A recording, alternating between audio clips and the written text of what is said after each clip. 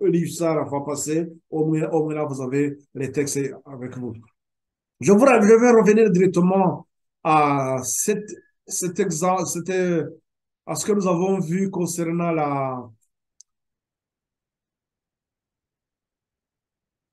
l'image qu'on avait vue, l'autre image. C'est pour que nous puissions encore situer là où nous sommes sur notre sentier,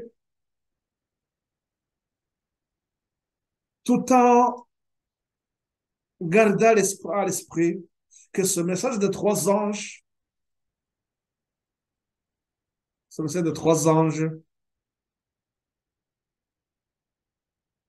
nous donne le cap, nous montre là où nous devons aller. Et depuis 1844, donc nous rentrons dans cette dernière phase, le jugement, et nous devons donc avoir une attitude de recueillement. Nous devons nous examiner. Et pourquoi la raison pour laquelle j'insiste sur ce chemin que nous devons suivre, qui devrait être éclairé, et là où nous devons nous aussi aujourd'hui se dire, est-ce que réellement je suis sur le sentier, je suis le sentier éclairé.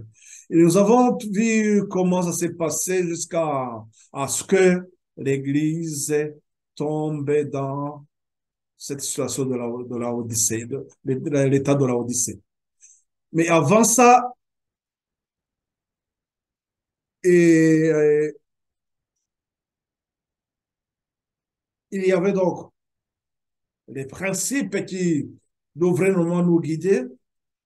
Je voudrais rappeler ce que nous avons dans premiers écrits à la page 243. C'est-à-dire que depuis 1840, depuis 1843, depuis 1844 plutôt, après le désappointement, l'Église,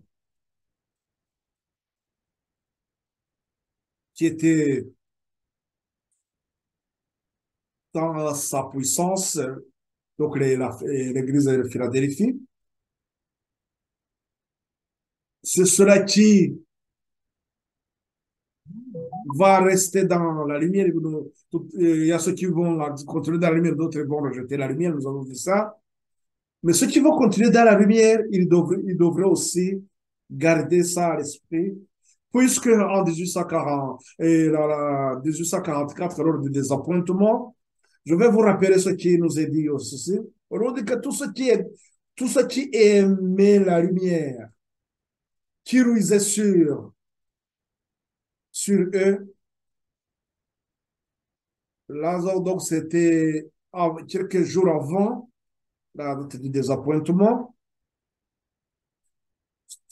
Tous ceux qui aimaient la lumière qui luisait sur eux regardaient en haut avec un profond intérêt et Jésus jetait sur eux un regard de douce approbation.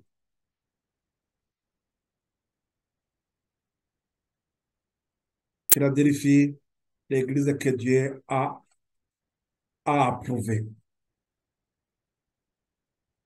Ils attendaient sa venue et languissaient en pensant à cette apparition.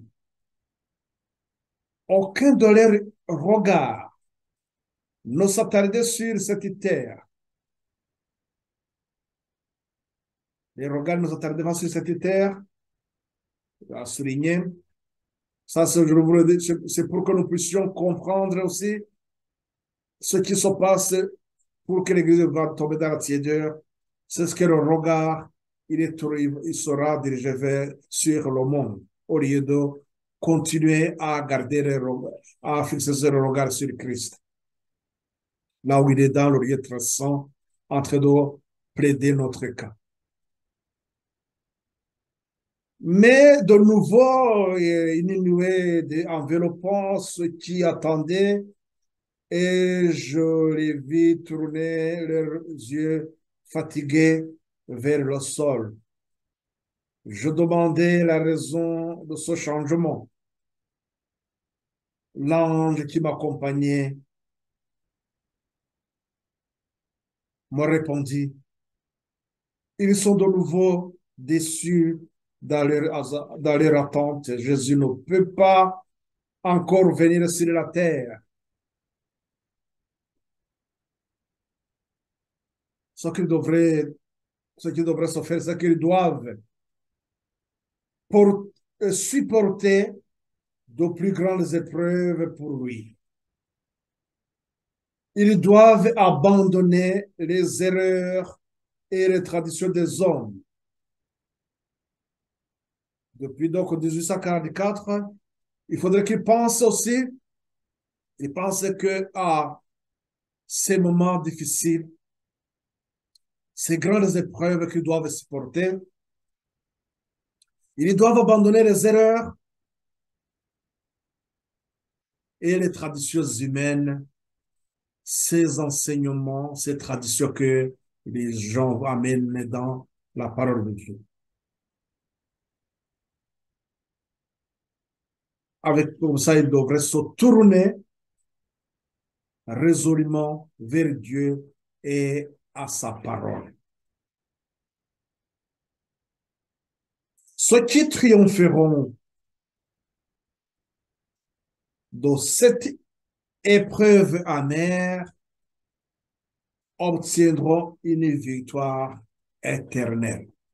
C'est-à-dire que depuis 1844, ils ont, ils devraient garder dans leur esprit qu'il y a une épreuve amère qui attend le peuple de Dieu. Donc, même aujourd'hui, nous devons garder toujours ça dans notre esprit que il y a l'épreuve qui nous attend.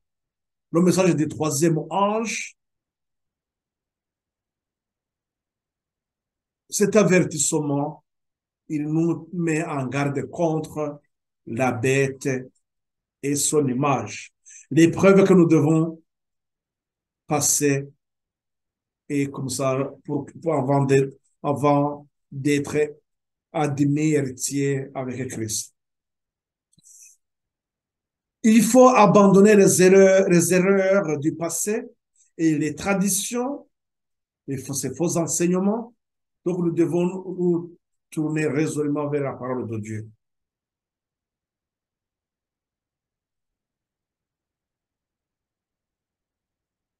Voilà ce qui devrait rester dans l'esprit de cela qui rentre dans ce message du troisième ange.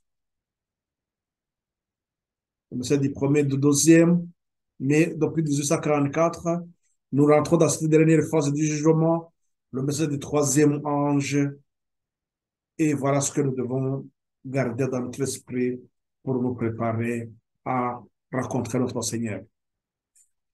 Le fondement donc solide qui a été posé, et, et il était vraiment inébranlable. Et nous avons vu comment ces enfants, les enfants de Dieu, restaient fermes sur ce fondement.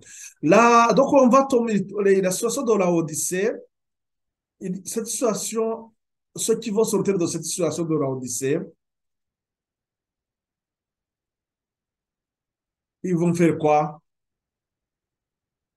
C'est parce qu'ils vont accepter le conseil des témoins fidèles. Mais qu'est-ce que nous constatons? C'est que nous avons une multitude de groupes d'enseignants qui vont attirer les gens sur eux, tout en leur disant que ils ont, ils ont accepté les conseils des témoins fidèles. Mais on les verra bien sûr, on en verra quand même une multitude. La question que je pose encore, qui devrait aussi nous alerter aujourd'hui, est-ce que tous ces groupes, ils suivent le sentier éclairé par la lumière? Qu'est-ce que nous aurons à voir à l'horizon sur notre sentier? Ce que nous devons voir, ce qui est donc avec ce qui accepte le conseil de témoins fidèles, nous devons diriger notre regard sur la lumière de l'Apocalypse 18.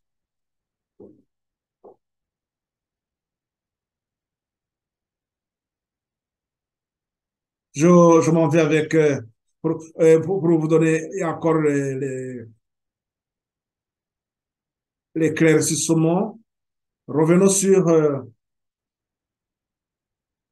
le message des trois anges, le schéma que nous avons. Je vais vous partager ce schéma. Ça va nous rappeler, ça va nous aider encore à voir clair. Ce message des trois anges.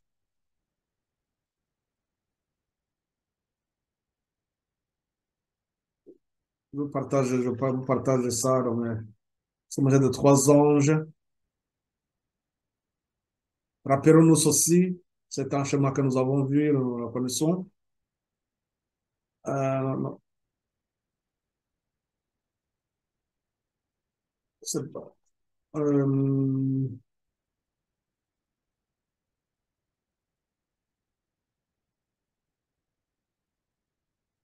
Non, c'est pas ça. Ça revient quand même.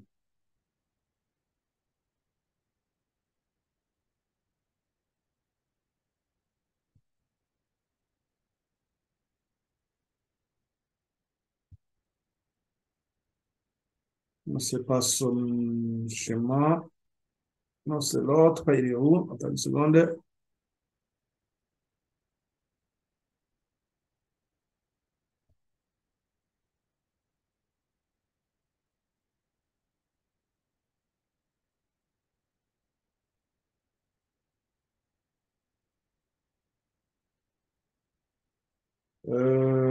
Excusez, je reviens sur. Il faut que je retrouve le texte.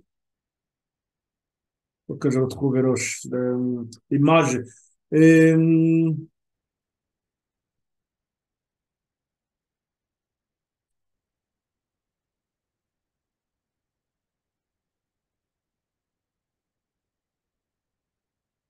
le message de trois anges, vous vous rappellerez de ce que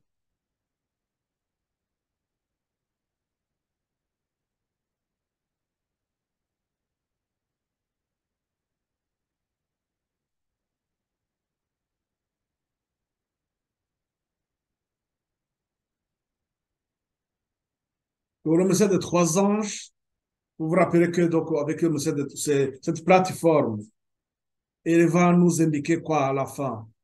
C'est-à-dire que le message du premier, du deuxième et le message du troisième ange, depuis 1844, le 22 octobre 1844, qu'est-ce que nous avons? Donc, nous rentrons dans le message du troisième ange et donc la question que nous se posait, c'était dans ces messages de trois anges, à l'horizon, qu'est-ce qu'on regarde? Qu'est-ce qu'on peut constater? À la fin, avant que Christ revienne, il y a ce message du troisième ange qui doit être amplifié. Je vous montre encore, je vous reviens sur l'autre image qui nous montre clairement ce que nous devons voir à l'horizon, ce que nous devons voir à l'horizon,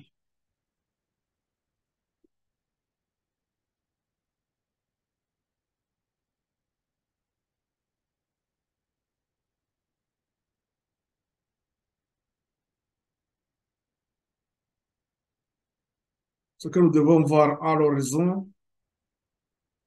Je vous partage ça et après, on va revenir sur notre image. Voilà. Donc, qu'est-ce que nous devons voir? Qu'est-ce que nous devons comprendre? C'est qu'à la fin, c'est au temps de jugement qui commence depuis 1844. Et c'est là où nous sommes en train aussi d'examiner notre sentier. Nous sommes à la fin et rappelez-vous, j'avais évoqué le songe de Miller, là où on avait parlé du balai, c'est que avant l'amplification du message du troisième ange, donc qui est l'amplification du message du troisième ange, c'est la plus, Cette lumière d'Apocalypse 18. C'est-à-dire qu'à l'horizon, qu'est-ce que nous regardons? Nous avons l'Apocalypse 18. Le message dit,